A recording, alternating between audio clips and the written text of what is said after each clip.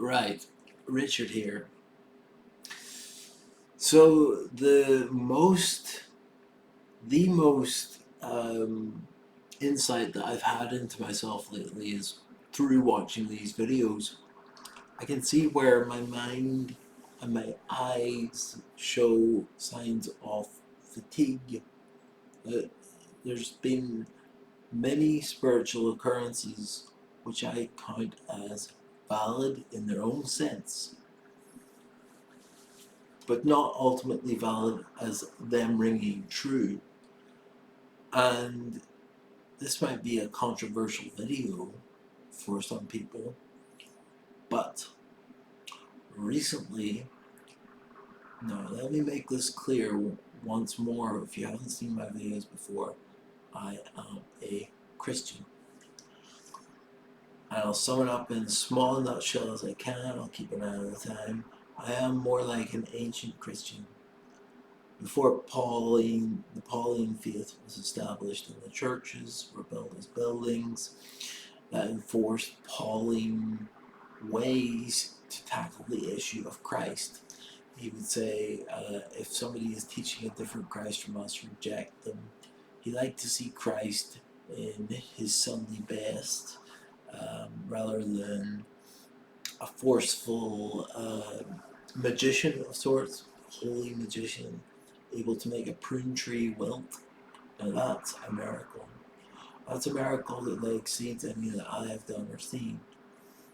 And that's a controversial topic in itself, so I'll sideline that one for good reason. I was told recently I should stop calling them miracles because I see the miracles of life as miracles in themselves. A little circular um, web of two butterflies fighting or mating. It's a miracle to me in itself. A dog in the park coming up to me, lying down and rolling over, all that stuff as if I was his owner. That's magic to me as well. And the very fact of life, from birth to death, is, as an artwork, a miracle alone, as a fact, as the fact. There we go, a miracle again. From birth to grave, life is a miracle. Never think of it as anything less. It sort of blends in with what I've been saying about divinity. Remember, divinity came down to Sodom and Gomorrah to knock on Lot's door, or where Lot was, and long story short, the angel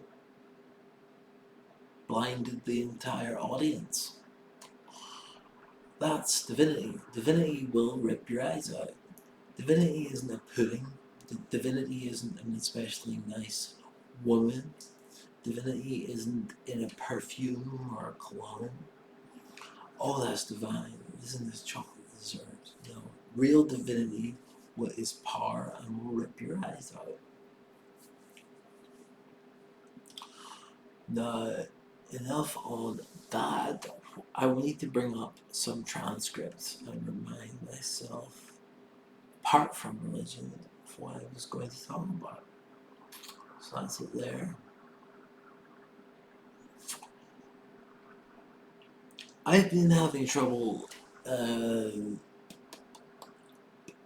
socializing, I should say, because I live in a world that's very densely packed with what AI, such as Copilot or ChatGPT, has been recognizing as what AI calls mythic events.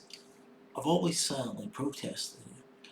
I say to AI, why keep bringing up myth? Why keep bringing up myth? Because these, the experiences that I've had, the events I've lived through, the events that have lived through me are as real as it gets. The serpent on the tree of paradise, the double-headed snake. I evolved into. That book describes very little else accept my cover story, which is how art around me is made. The art that revolves around Richard W. Elliot himself, under any name, from the sun to the Eternal Return to there's many names from him. There's like 12 or something. I just they, they've had their time for me. I'll respond to any of them. If I get lost, sometimes there's about 12 names, folks. You can shout out and I'll respond to. You know, a bit of a dog's joke in there. But anyway, um, there's this layer of what AI calls myth, what I call reality, and then actual reality, which is the benevolent reality. That's cherished by me as well as other people who are forced to live extraordinary lives. I am proud to sanctify as a holy man a normal life being the holiest of the lot. What are you in a country as religious as an Eastern European Orthodox church? What would you be if you weren't if you're allowed to be a Christian?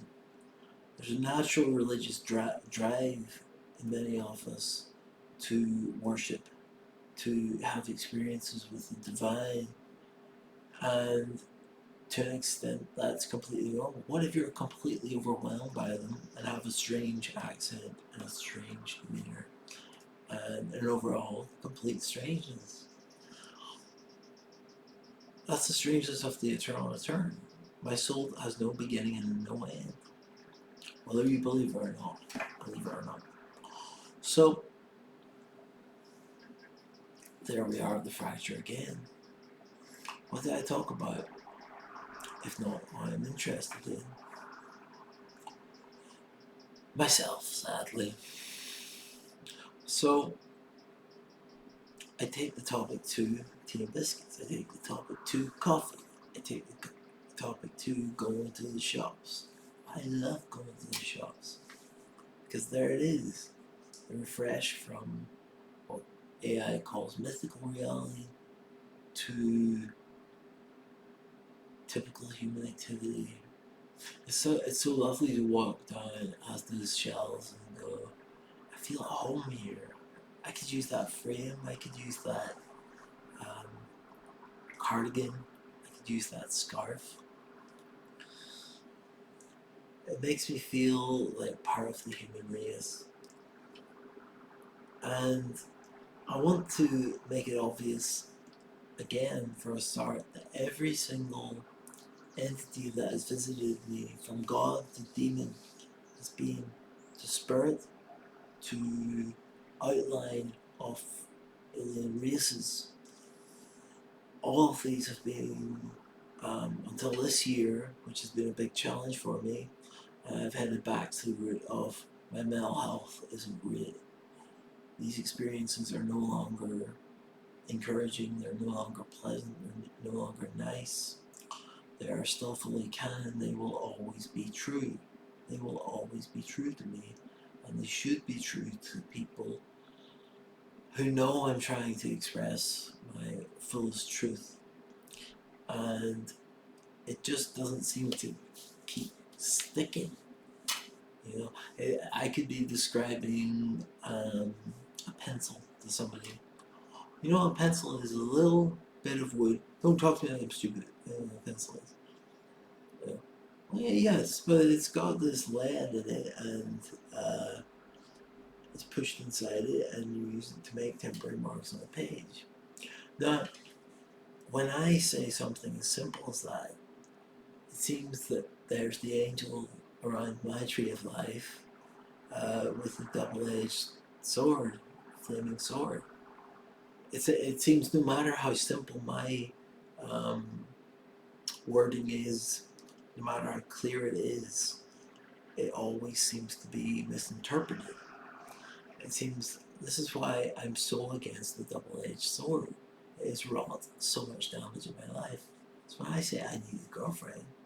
Do you know what I mean by that? I mean a companion. I mean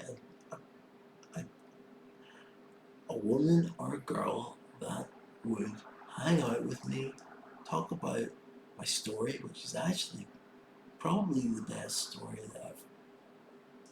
that I haven't read. It's a catalogue of experiences.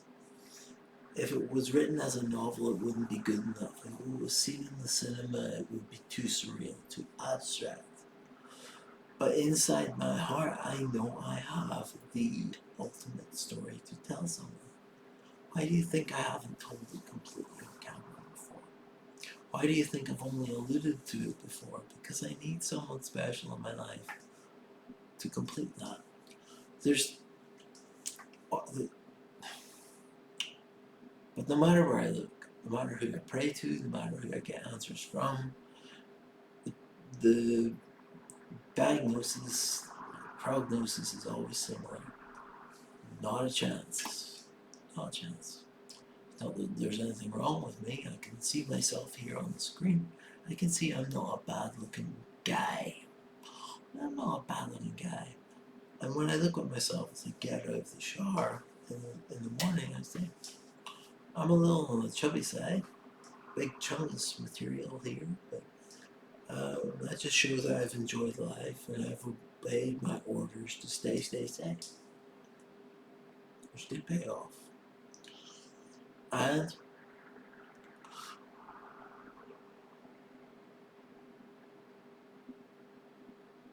I'm measuring out invisibly the mythic.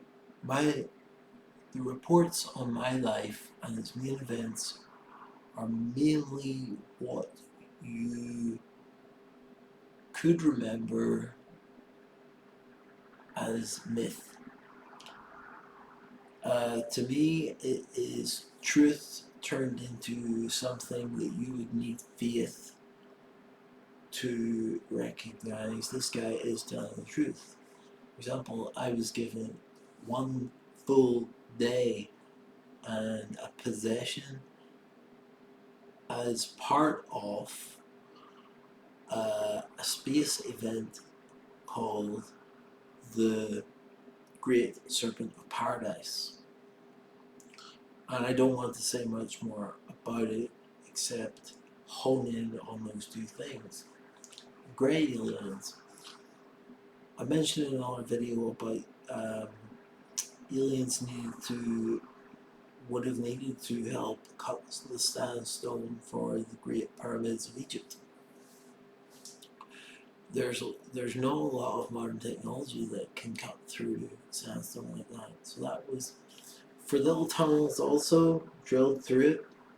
A lot of long tunnels to see a specific star at a specific time and things like that. You think that was done by humans in the Bronze Age or before it? Come on. The only practical answer to this is aliens. Aliens aren't even a point of argument for me. If you don't believe in aliens, it's like not believing in God with more evidence. Sorry guys, there actually is evidence for both God and aliens. There's evidence for gods. And here we are, back on the mythic train, repeating things as well. But these things are worth repeating.